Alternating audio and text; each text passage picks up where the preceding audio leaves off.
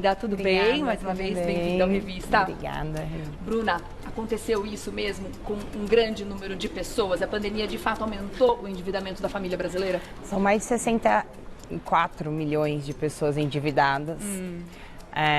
A Covid ela veio demonstrar para a gente o despreparo, né, de organização financeira que nós brasileiros não temos nem um pouco. Isso é uma outra doença crônica que a gente tem, né? Infelizmente, a educação financeira no Brasil é uma coisa que não existe. É uma coisa que agora estão começando a implementar nas escolas e começar a divulgar para as pessoas e dar a devida importância, né? Sim. Porque geralmente, a gente trabalha para pagar conta. Essa é a verdade. cultura do brasileiro.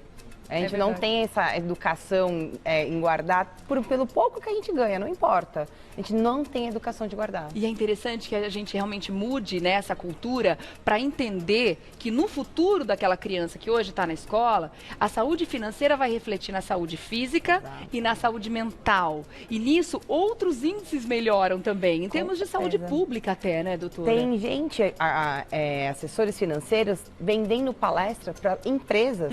Por quê?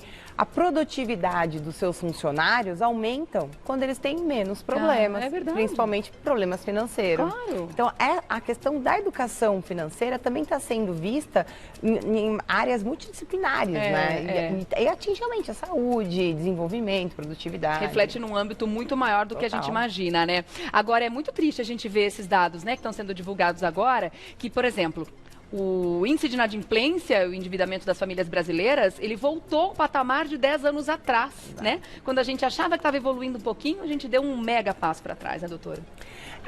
E o que demonstra novamente, qualquer tipo de crise que o nosso país possa enfrentar, o brasileiro ele não está preparado. É verdade. Ele não tem um planejamento, ele gasta mais do que pode, ele utiliza muito a questão, aquele brilhinho do cartão de crédito.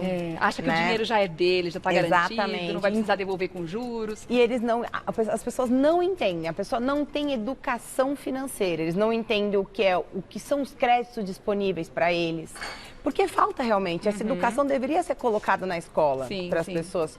Porque a gente entra na vida adulta, a gente quer fazer o quê? Comprar, conquistar, angariar nossos bens, certo? Só que a gente não tem um controle, a gente não aprende a ter uma planilha de custo, quanto é o custo efetivo, o que é essencial, o que não é essencial. E para eu conseguir algo que não é essencial, quanto que eu tenho que economizar por mês? A gente não tem essa educação. E aí você verifica que em 10 anos atrás, a gente não tinha. Aí veio uma crise enorme, a qual não prepara... A gente já estava saindo de uma crise. Sim. Aí veio o Covid, acabou com todo mundo praticamente, né? Muito desemprego, né? Muita gente sem desemprego, número de recuperação, pedido de recuperação judicial de empresas, pequenos negócios fechando. Então, assim, foi realmente muito drástico. E aí vem o reflexo de como nós não entendemos o que é o significado do nosso dinheiro e como gastar, né, e controlar o nosso dinheiro. E que dinheiro custa, né, gente? Quando você pega um empréstimo, esse dinheiro custa muito mais do que, na verdade, você está pegando. Agora, é imprescindível ter um nome limpo, né? Pra gente conseguir conquistar, né? Tudo, porque, na assim, verdade. Hoje, para você conseguir crédito no mercado, você precisa ter um nome limpo. E quanto maior a sua pontualidade no seu pagamento, melhor fica o seu score. O que é o score? Tem umas empresas de proteção de crédito que fazem uma pesquisa sobre o nome, como você paga, a forma que você paga. Tudo isso é estudado para os bancos, instituições financeiras em gerais, tá? E aí eles falam assim, quanto eu consigo te dar de crédito? Por exemplo, quero comprar um carro, mas meu carro vale 70 mil. Só que eu pago tudo atrasado. O boleto geralmente vence dia 5, mas você pode pagar até o dia 30. Aí eu vou lá e pago dia 30. Mas eu tô pagando, tá no mês. Isso gera para você o quê? Uma redução na sua pontuação. Porque você não é pontual no pagamento, por mais que você pague no mês.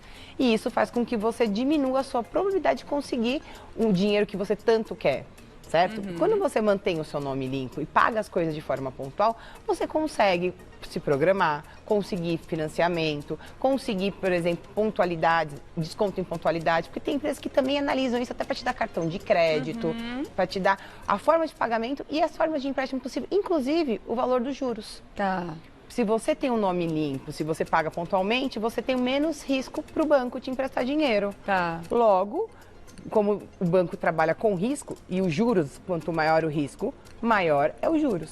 você mantendo o seu nome limpo, menor vai ser os seus juros. Por isso que é tão importante ter um nome limpo. Vamos falar então sobre o que fazer. Vamos supor, as pessoas estão assistindo agora o programa e se identificaram com essa situação. Realmente tem algumas contas em atraso, tem algumas dívidas com algumas instituições financeiras, etc. Tem um crédito ali que não foi pago, tem um financiamento de um carro, de um apartamento.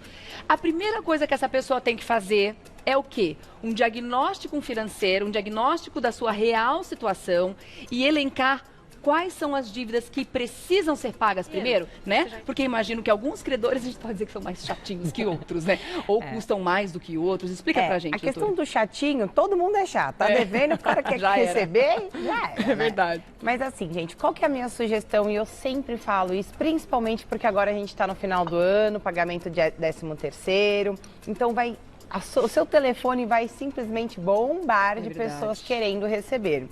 E com propostas muito boas. Então, antes da gente chegar nesse ponto, o que eu vou falar? Você vai pegar um papelzinho, um caderninho, porque tudo que se pensa voa, tá? Meu professor sempre falava, ideias voam, você tem que escrever.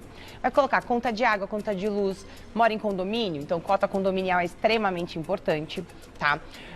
Aluguel, plano de saúde, enfim, quais são as despesas ordinárias? Aí você vai colocar o que é essencial, porque o essencial é a sua casa, comida, tá? Água e luz. Por que eu falo que é essencial? Porque se você não estiver limpo, se você não estiver dentro da sua casa e comendo, você não consegue produzir para buscar emprego e muito menos trabalhar. Então isso é essencial, tá? Então você vai colocar aí, ok, depois disso aí eu coloco o plano de saúde, eu tenho um dinheirinho? Tenho. E qual é o meu custo? Sobrou quanto disso? Sobrou R$1.000? Ok, quais são as minhas dívidas? Eu tenho que pontuar quais são as minhas dívidas. E pontuar não é só o valor que eu estou devendo, é o valor e os juros que eu vou pagar. Porque com base nos juros é onde eu vou verificar qual é a primeira dívida que eu vou tentar buscar pagar. E quanto maior os juros, maior vai ficar a dívida. Claro. Então o que a gente sempre orienta as pessoas? Primeira que eu falo para pagar antes de banco, se você deve cota condominial, paga. Porque isso você pode perder o seu apartamento.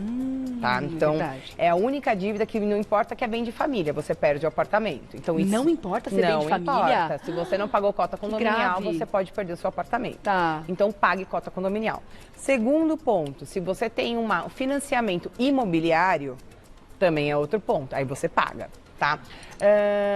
Passou disso, tenho com cartão de crédito, cheque especial, você vai olhando qual é os juros maior. Aí você fala, eu consigo negociar quais com base nisso? E com meu R$1.000. Ah, não, agora eu não consigo negociar nada. Guarda esse R$1.000. Por quê? Quanto maior o débito, maior o tempo do débito, também é o maior desconto. Então, também existe uma estratégia de negociação. Lógico, gente, eu tô falando que é algo que é um padrão. Tá, então é sempre interessante você procurar um advogado especialista em direito bancário, alguém que possa te orientar, que tem essa estratégia, tá? De negociar com o banco, porque o banco sempre quer sair ganhando. E uma coisa que eu falo... Mas ele também quer quitar, né? Quer, não tenha dúvida, mas uma coisa que eu falo, por favor, antes de fechar com o gerente, lembre-se que o gerente é um vendedor e ele vive de comissão e de metas. Então não ache que o gerente é o seu amigo, porque ele não é. Tá? Muito bem lembrado. Não, mas eu falo... Porque muitas vezes ele quer te pegar no colo, mas não é bem assim, não, né, eu falo porque assim, chega assim, não, doutora, ele me deu um super financiamento maravilhoso, falou pra eu fechar, não sei o que. Olha o nível da vantagem que eu tô tendo. Lindo, maravilhoso. Fica devendo uma parcela pra você ver se o gerente vai querer falar com você. Porque dever a renegociação fica mais grave a situação da pessoa piora. Porque aí o que o gerente faz? Como ele não quer ficar com o débito apontando lá que ele é o gerente daquela conta que tá em negativa, ele vai falar assim, pega um empréstimo aqui, quita esse cheque especial. Vai te enrolar ainda mais. E aí só que assim, você fala, nossa, realmente eu tô super sufocada, eu vou fazer isso, né? Só que você não olha os juros, você não olha a taxa, o custo efetivo do contrato, os encargos que ele embute, e daqui a pouco você pagou 4 vezes mais a dívida. E aí o pior é se você não consegue nem pagar a renegociação daquela dívida. Que aí a sua vida enrolou de vez, né? Proporcionalmente falando, quanto maior os juros daquela dívida, eu devo tentar negociar um desconto maior para aquele valor total? Sim. Por quê? Agora eu vou falar mais uma pegadinha do banco. O banco, ele ganha dinheiro emprestando dinheiro dos outros. Isso é o risco, porque o dinheiro não é do banco. O dinheiro é meu, eu coloco um dinheirinho lá, você quer pegar um empréstimo, ele trabalha vai emprestar com o meu dinheiro. Sim. Só que o que ele vai olhar? Ele vai olhar para você e vai falar, ela ganha tanto, pode ser que ela tenha um risco ou não sei se ela é CLT, se ela é autônoma, tudo isso vai entrando no risco. Então, os juros para ela vai ser de 5%. Vamos dar um exemplo. 5% é alto. Tá bom, mas vamos colocar. Só que, qual é a grande questão? 5% eu estou ganhando pelo risco. Então, se você está pagando, esses 5%, você está pagando o lucro do banco de ter emprestado e o risco. Quanto maior os juros desse risco, desse contrato, e você pagou a maior quantidade, você pagou muito. Você já pagou, inclusive, até o valor já emprestado.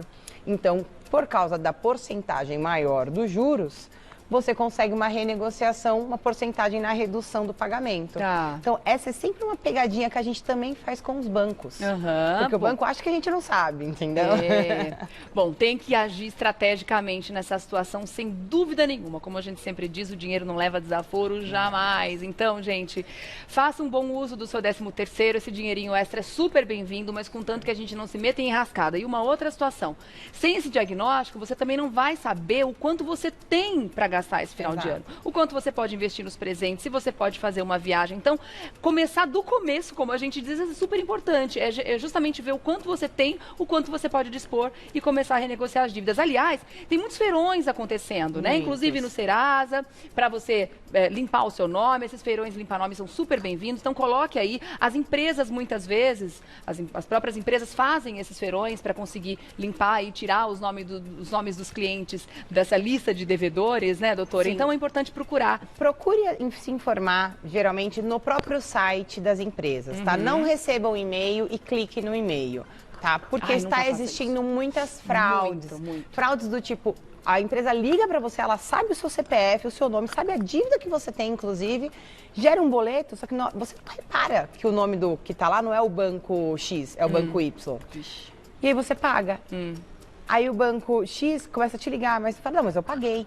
Eu tô com vários casos assim no escritório. Então, assim, o que eu tô sugerindo para todas as pessoas? Os feirões são muito importantes, eles trabalham com porcentagem de desconto enorme, chega até 90% em alguns casos, tá?